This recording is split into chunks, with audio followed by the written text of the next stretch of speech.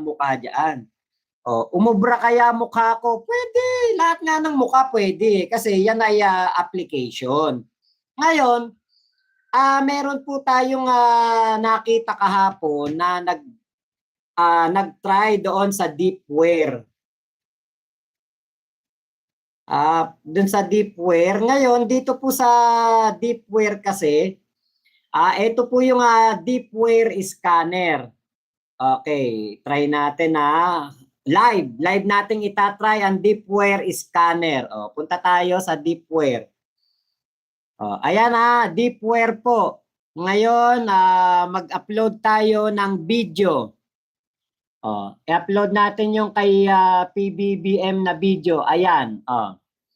Ayan tignan po ninyo. Tignan nyo yung lalabas.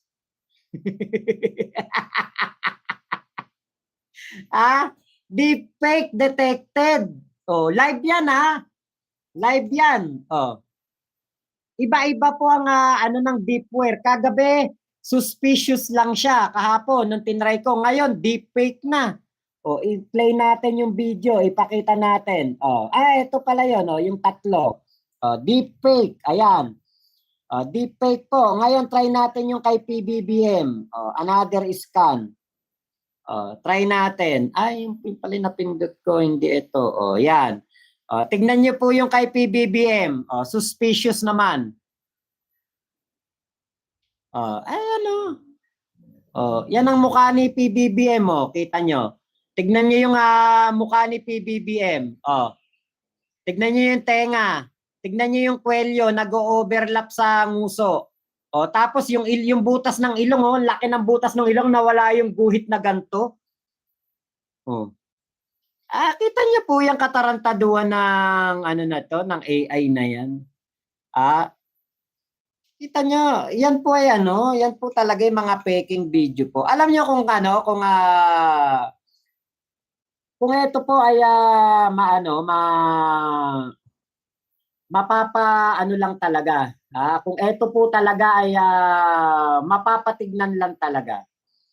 Kung meron lang po talagang resources na pwede po tayong tumingin o pwedeng patignan.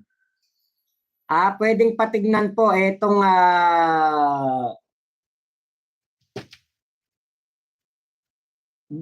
mga video na ito ito pinapakita ko po sa inyo ito po. Kung pwede lang po talaga itong patignan. Ito. Ito pong green background. Familiar daw. Bakit? Kasi meron pong nakapaglitrato dito na kung saan nasa isang Chinese restaurant itong mga DD sheet, itong mga dagang palengke, nagsama-sama sila.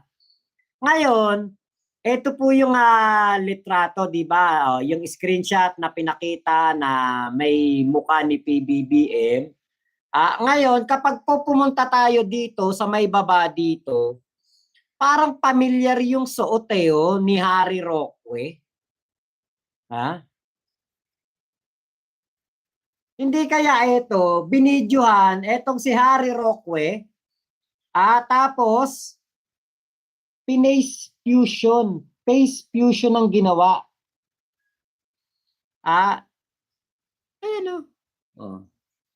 Ito po yung ito po yung green background. Green yan Ngayon, nung inedit na, nagmukha ng green gray. Pero ito po, kamukha ng kurtina Ayan kamukha ng kurtina. Tapos, si Harry Roque, ganung polo yung suot. Katulad nung pinapakitang suot dito nung inilagay ang mukha ni PBBM. Si PBBM po never pong nagsuot ng ganito. Hindi ko to nakitang nagsuot ng ganyan.